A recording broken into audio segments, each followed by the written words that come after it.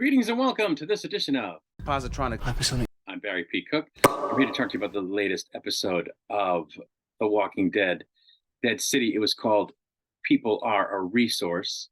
And as it starts, we get a flashback to Negan trying to protect his adoptive daughter as they're walking through the woods looking for her lost toy dinosaur when, of course, she gets attacked, but doesn't call for help because she doesn't speak. So he almost doesn't get to her in time.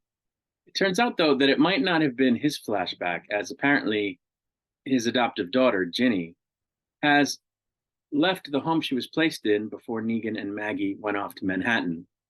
On her way to Manhattan to try to find him, it would seem, using a makeshift boat. As the two lead members of the group that Maggie and Negan are with describe what it was like when the CROAT first showed up and how he tried to recruit people and what he promised them, it sounds exactly like what Negan did when he was building the sanctuary, and it's a little creepy, both for he and Maggie, who has to take some air. Maggie and Negan are then shown the CROAT's stronghold from a nearby skyscraper window. It's a sports arena, which he's surrounded with walkers by leading them there with a truck playing music, which will make it hard to get into. Negan tells the crew the story of his rise and takedown when they seem to be unwilling to go after the CROAT, but doesn't say that it's his story. Maggie et al. Then hatch a plan to lure the CROAT out so they can get Herschel and kill the CROAT, which involves tunnels. The CROAT hosts the marshal for lunch in a posh skybox and explains how the decomposing bodies under the city in the subways and whatnot are producing methane, which he's harnessed as a fuel source with his chemical engineering knowledge from the before times, as he interrogates the marshal, who he has handcuffed to a railing. When his meat turns out to be rotten, he forces his waiter to swallow the marshal's handcuff key before killing him by smashing his head into the railing and leaving him with the marshal.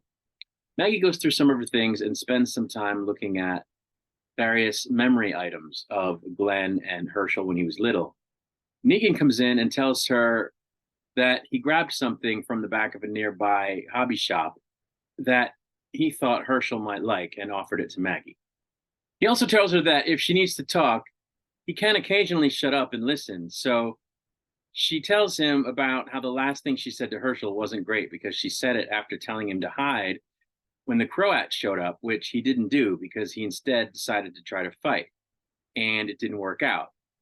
And then Negan tells her how a few years back he sent his loved ones away for their own safety, but hasn't seen them ever again and can only hope they're alive because he wants Maggie to continue hoping that Herschel's alive, despite the fact that someone from the group told her she's on a fool's errand because he's already dead. And after he finished talking, Maggie says, seemingly jokingly, "I thought you said you knew how to shut up." As Ginny makes her way through the city dodging walkers, she drops her toy dinosaur, and we get another flashback to when she was in the woods, looking for it with Negan as he urged her to please try to get past her trauma so that she could speak again, because without being able to speak, they can't communicate when she's in trouble. Back in the present, someone comes along and kills a walker that had surprised Ginny and caused her to drop the dinosaur, but then this person picks up the dinosaur and walks off. Our heroes gather for dinner, and before they eat, they each hold up some kind of personal item for some reason without speaking. Meanwhile, the CROAT drugs the marshal and somehow gets his handcuffed hands around a pole inside an MMA cage without the key, which is still inside the guy that the CROAT killed earlier, at which point he releases the now turned dead guy with the key in his stomach into the cage, forcing the marshal to decapitate him by getting his handcuffs around his neck in order to get the key out of his guts to get free from the cuffs, at which point other walkers enter the octagon and go after the marshal. Next, the person who took Ginny's dinosaur in the street shows up where Maggie is, and Maggie sees and apparently recognizes the dinosaur and is given it after she remarks that she knows a little girl who might like it.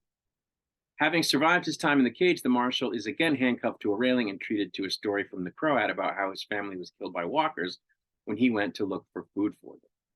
He gets the marshal to tell him that he'd been traveling with two other people, but they were killed, as well as that he's there looking for a wanted man named Negan. Negan, meanwhile, is confronted by Luther, one of the members of the group that he and Maggie are with, who knows that he's wanted, at which point they have a little tussle and Negan manages to kill him. Then we get another flashback, and it turns out that the missing dinosaur was in Negan's bag the whole time. So after patching it up where it had a little bit of a rip and stuffing was coming out, he gives it back to Ginny, and he teaches her a whistle that he used to do with Lucille, so that, like Lucille, she can use the whistle to call him, meaning that she won't have to talk. When Negan says, "This is better anyway because talk is cheap, believe me," and that it doesn't matter what people say, she rushes to give him a hug, and he says, "It only matters what they do." Before the episode ends, we see Maggie in an alley contemplating burning something as Ginny looks on from behind a nearby car. So I did like this episode quite a bit. I liked, that we got to see more of the relationship between Negan and Ginny. And we got to see her show affection towards him, which nobody has really done since Negan's been around. And, I'm a sucker for a redemption story, as you know, if you've seen my other videos. And, I just thought that was a great moment. I believe in second chances. I believe people can change. I believe Negan has changed for the most part. And I believe he's deserving of affection. And so I just thought that was fantastic. I really enjoyed that particular moment. I also liked it because we got to see even more of how the Croat is one messed up dude. In the stuff that he did in this episode to the marshal. And, that's just there to creep us out. And, I'm creeped out, and it's going to be satisfying to see him meet his end, assuming he does, which I am. And, it's good because it's a contrast between he and Negan, because Negan for so long was this terrible bad guy that nobody liked. But then you see that this guy's even crazier and meaner. And it kind of makes you go, holy shit, we thought we had hit the bottom, but we hadn't. So I like that quite a bit. I actually like the scene as well between Maggie and Negan, where it seems like, maybe she's starting to possibly thinking about forgiving him, which I desperately want her to do because I believe in forgiveness, but we'll have to see.